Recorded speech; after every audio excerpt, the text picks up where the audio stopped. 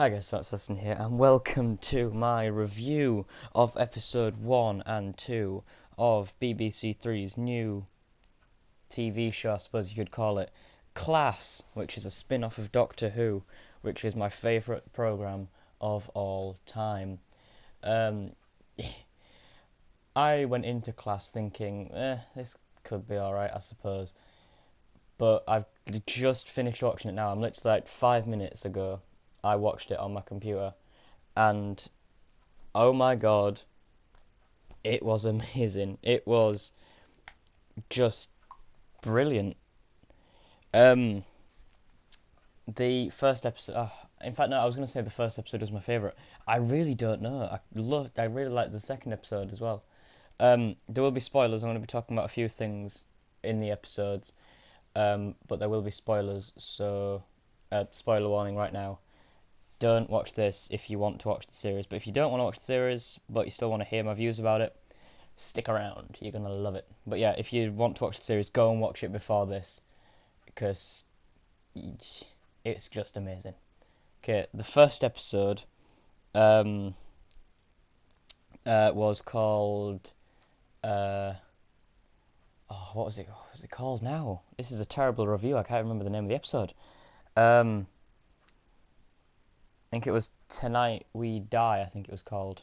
Hang on a minute, I'll double check because I've got it open on my other tab on my phone. I'm sure it was called Tonight We Die, and it was a good start to an episode. Personal opinion, it was a lot better than the starting actually, I was going to say starting episode of Doctor Who's last series, which was Series 9 with Magician's Apprentice. But I'm not sure actually. I did really like. I think I was one of the only people that liked Magician's Apprentice. Not really like it, just liked it. But I think it's. Hang on a minute. It should be off. Oh, here it is. Hang on a minute. I found it now. For Tonight We Might Die. That was what it was called. In that episode, it introduced all the characters, and it had a cameo from Peter Capaldi, the 12th. Technically 13th Doctor, and he was funny. He had a few good jokes in there, which I'm glad that this Doctor sort of was half serious and half funny, because in the last series, Series 9, apart from that one time in the Zygon incursion, he was just way too fun. Like the sonic glasses, they were just pathetic. I'll go into all the Doctor Who stuff in my Doctor Who reviews, Silence and TV shows. But for now, stick with Class. The characters in the first episode, I could probably name a couple of them. There was Raz, I think his name is, or Rash, or Raz. He's my favourite character. Even though he's a footballer, which I don't like football, I just loved his character, and the way that they've done him is the way he's dealing with the death of his girlfriend, who I can't remember the name of. The way he's dealing with that is just... It's how I want someone to deal with the death. It's not like one episode, boom, I'm now cured forever. I still think he's going to end up going out with... this is really bad. I can't remember the names yet. It's Ram, not Raz. It's Ram. Sorry. Ram. I really can't remember the... You see, if I describe it, it'll make me sound racist. The... what's her name? Anyway, her. I really think those two are going to get together at the end. Miss Quill, she is a delightful dish of funny and serious in the same episode. She is probably my second favourite. I really like that character.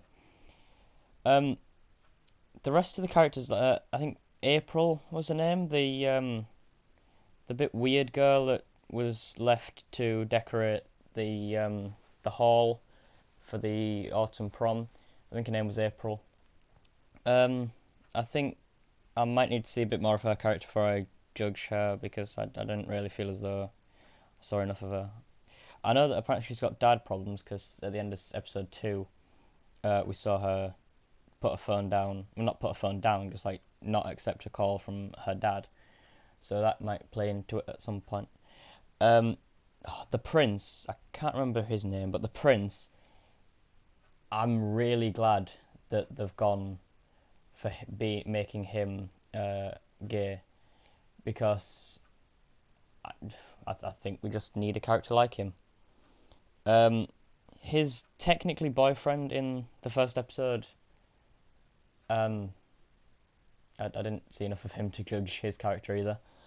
Um, but yeah, I think that's the most of the main characters. Anyway, oh no, the enemies in the first episode, the Shadow King, not Shadow King, Shadow Kin.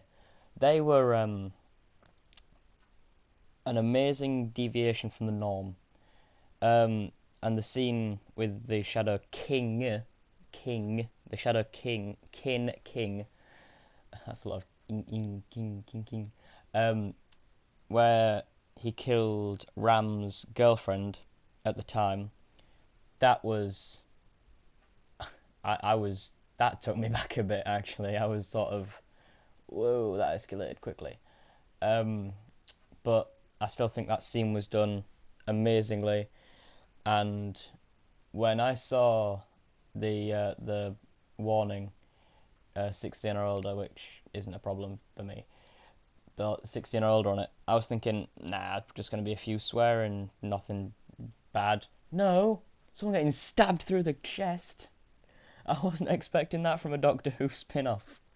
Then again, I haven't seen Torchwood, and I do want to see Torchwood. I've seen Sarah Jane Adventures and all of Doctor Who, but I still need to watch Torchwood. Then I'm fully up to date with everything new Who.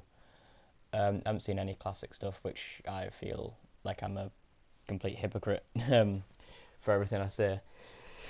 Um, but the first episode, they had the Shadow King. Trying to get back to the main point of what I was going for. The Shadow King were an amazing villain, I feel, and I already know that they're going to come back later on in the series or next series because of I think her name was April's heart is still attached to the Shadow King, which that could be interesting. So I'd love to see them come back because they were an interesting villain. And I think that's pretty much it. Oh no, the Ram again, who's my favorite character. His leg, that looks amazing. That looks really cool. But I do like how they haven't just gone for he's got a robotic leg. He's now overpowered as hell. No, that robotic prosthetic leg, whatever you want to call it, um, actually it sort of makes him not be able to move as well. So it's as if he actually has been given a new leg and he has to get used to it, which again followed through to the next episode, which I love the fact that they're following things through to next episodes instead of doing what some programs do and having, oh, this is one episode where this happens, this episode, mention it once, but as cleared up completely. It's like, oh, so none of that matters anymore. No, everything from the first episode matters in the second episode. It is brilliant. When I heard on the Doctor Who fan club YouTube channel, or Doctor Who YouTube channel, whatever you want to call it, where they said you can watch Class without watching Doctor Who. At first, when I was going into it, I thought, no, that can't be right. I mean, it must have more ties than what you think. No, actually, I think if you haven't seen Doctor Who, honestly, you should still give this a watch. There's only maybe 1-2 references to Doctor Who in the whole thing, and that was the Doctor was the reference, and I'll get into actually the second one in a minute because it's a bit of an Easter egg. I'll say there was some names on a wall. That's the second one, but I'll get into the names a little bit later. I just noticed I may have to make this. I may have to put 2 clips together for this because it may go longer than 15 minutes. But no, the first episode was absolutely amazing. I loved it.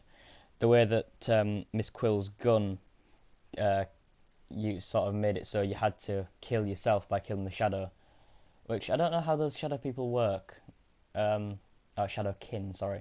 I don't know how they work yet. I may have to rewatch that episode just to see how they work, because it's like she is a part of that guy, but then were the other people a part of the... Anyway, I'll have to watch that back. As I mentioned, Easter eggs. On a wall, there was Oswald.C, which was obviously Clara Oswald, and when I saw that, I was like...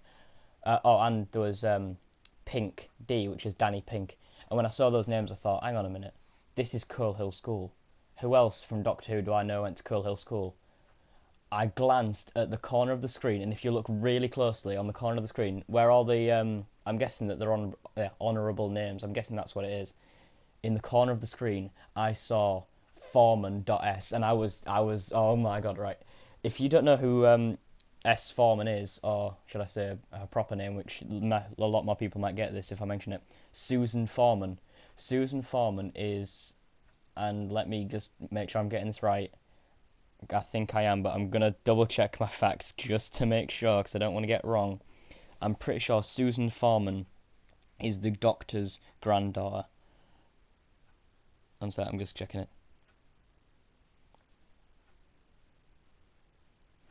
But no, Susan Foreman, I'm almost certain is the doctor's granddaughter. I saw that name and I started flapping my hands about. Just, oh, it was amazing. Hang on a minute. Yep, yeah, Susan Foreman is the granddaughter. So I saw S Foreman, I was like, oh my god, it's Susan Foreman, that's amazing, that's the best Easter egg I've ever seen in Doctor Who. But yeah, I think I've gone over everything in the first episode. The second episode was the coach with the dragon tattoo, I think it was called. This episode was a bit different, but also either just as good or better, because I'm not sure if I like that one more than episode one. So it starts off with Raz, damn it, no, Doctor Who on the, not Doctor Who, Batman on the brain. Sorry, Ram, and he's sort of having flashbacks of his girlfriend getting basically cut open right in front of him, which, again, that's exactly how I want it to be. It's like, it hasn't just left you just because she's died. It's not going to like disappear in one episode. And some programs do that now, and I'm like, but don't you remember they died and you don't feel anything? No, in this program he did. He felt something, and he keeps haunting him through the whole episode. In the second episode, people start getting eaten, and no, sorry, not eaten, skinned, and then their internal bodies eaten by what seems to be the coach's tattoo. However, it isn't actually the coach who's, well, technically it's not the coach who's killing him. It's the, no, hang on a minute. So the coach has a tattoo on him, but that tattoo is a tattoo of a dragon being thing. It's never really explained what it's called, but I'm going to call it the dragon thing. So a dragon thing flew onto it when it came out of the rip in time, or whatever it's called, which I forgot to mention that at the beginning. Rip in time. I'll set this out better in the next episode when I've seen the next few episodes, because I'm going to do a review of every episode, I've decided. But all these monsters are coming through this rip in Coal Hill School because so much Artron energy has been released and it's made the rip loose. The Doctor tried to fix it, but because there's so much energy gone through it, you can't fix it completely. Anyway, so it jumped out, did the first dragon thing, and it attached itself to the coach and became a tattoo. Now, it couldn't escape him, but another dragon came through, which was, I'm guessing, like its husband or wife, and he had to kill things, people, and skin them, so the coach could, by the looks of it, put his hand into the meaty flesh that was left behind after you take the skin off, and let the dragon on his tattoo actually eat by going in. It's all very complicated, but it was just an amazing and really disgusting visual. But yeah, and then how Ram saved them all and basically said, right, if you want to kill me, you can do it at the end. That was a definite curveball. I did not expect him to say, right, I don't really want to live anymore. But I also was a bit. I did like the ending. It was good. The way that the monster took the coach back through the portal, and the way that Ram sort of. I am so sorry. I did not expect that to happen. I thought I'd turn my phone off. Oh wait, no, I turned it back on to check the Susan Foreman thing. Duh. But yeah, the way that Ram and his dad sort of bonded at the end by teaching him how, well, not teaching him, but like helping him to get his sort of footing back with his new leg and play football again properly. yeah, I really liked the first and second episode. I really think you should go and watch it because it was just, oh, it was sublime. I do not do it justice by me talking about it. It's on BBC Three website. It's available for 11 months, so a good year. Um, I don't know when the next episode's coming out, but you'll be damn sure I'm doing a review on it. I think they might come out every week. I'll have to check the schedule. But if they do, then obviously I'll do a review of the next episode or episodes as they come out. But yeah, I think that's pretty much everything. Again, I do not give it justice. It is really good, and you should definitely watch it if you like Doctor Who. And if you don't, then give it a watch anyway if you've got a spare uh, hour or so. 'Cause I think the first episode's 50 minutes, the second one is 45-ish.